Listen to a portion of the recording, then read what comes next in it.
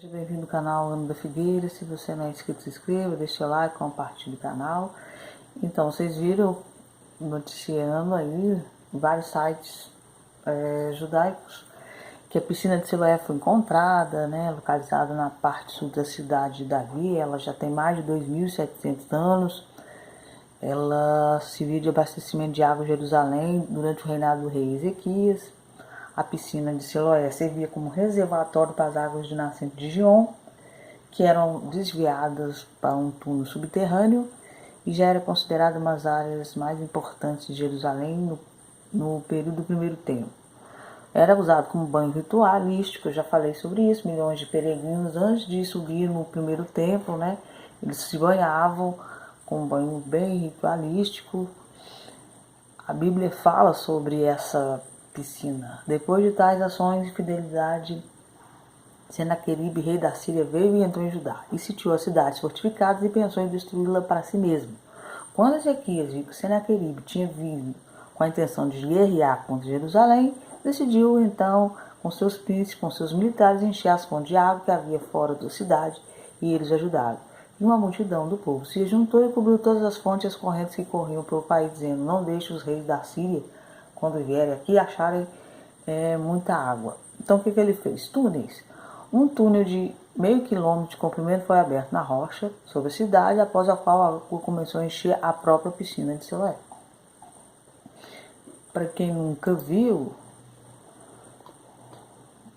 é isso aí.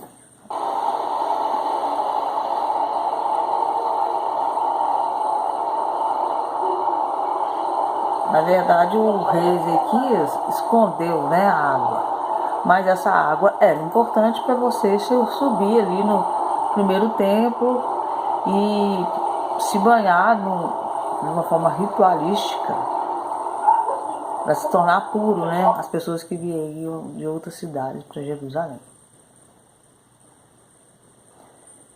Aqui é questão arqueológica. The entirety of the pool of Siloam. At the first stage, visitors will be able to observe the archaeological excavations, and in the coming months, the pool of Siloam will be arqueológico. Começou a achar alguns vestígios disso desde 1890, e depois foi para 1960. De acordo com o livro dos primeiros reis, Salomão, o filho de Davi, foi ungido para o reino de Gion na fonte. Então, Messias provavelmente será ungido para o reino lá também.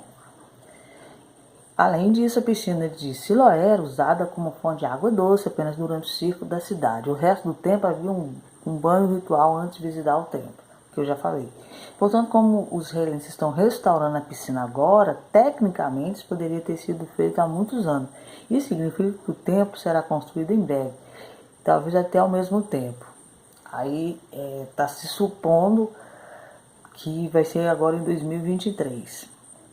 E aí que o Messias vai se banhar, vai ser ungido ali como o rei Salomão.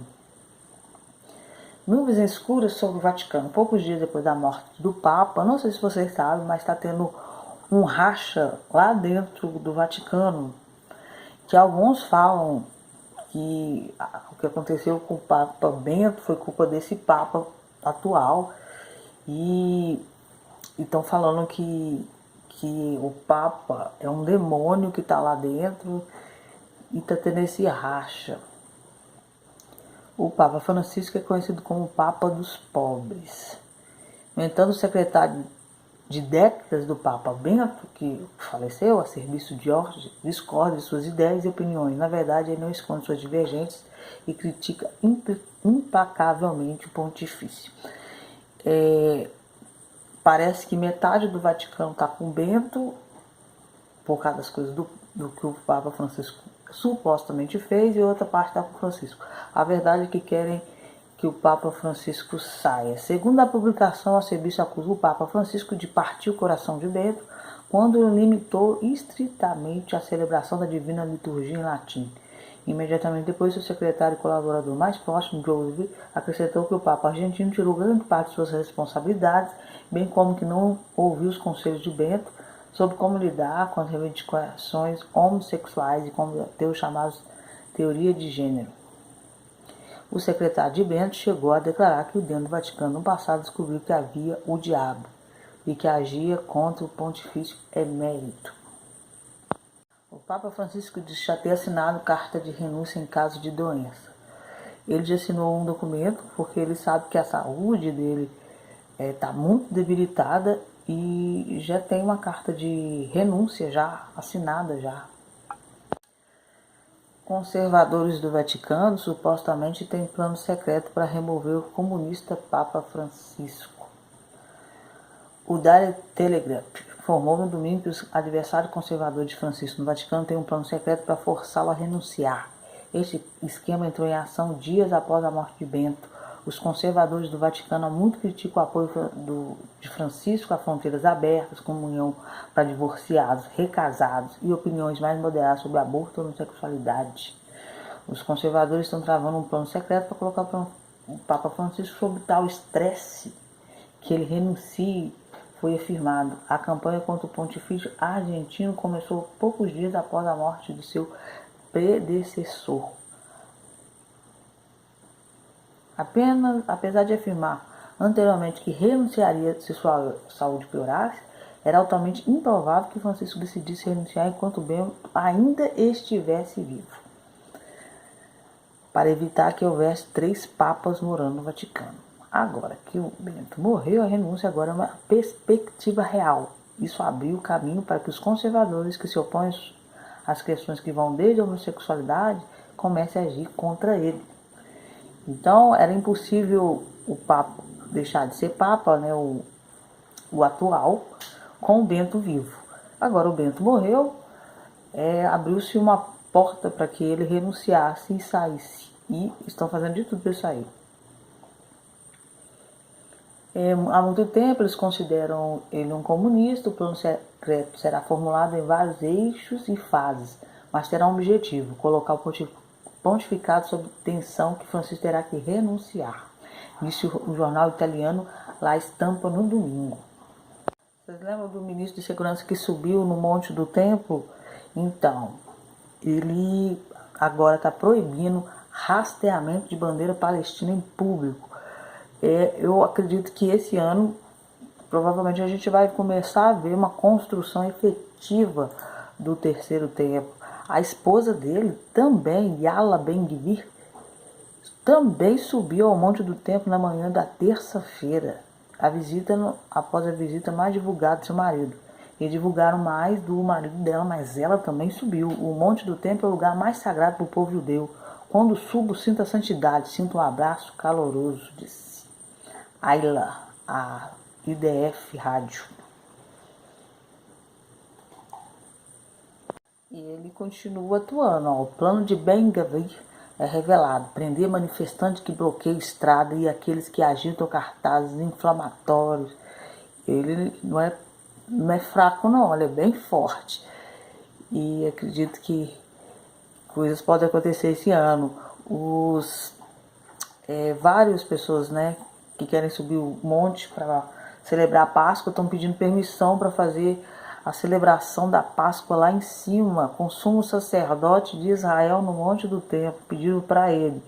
Para quem não sabe, ele fazia parte desses ativistas, ele era um deles. Então a gente pode ter notícias aí bombásticas no Monte do Templo, questão da Páscoa.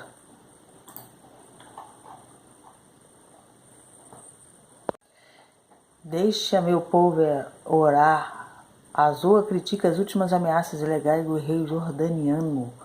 Para quem não sabe, o acordo de paz entre a Jordânia e o Estado de Israel dá o direito do Estado de Israel, do povo judeu, orar lá em cima. Vocês sabiam disso?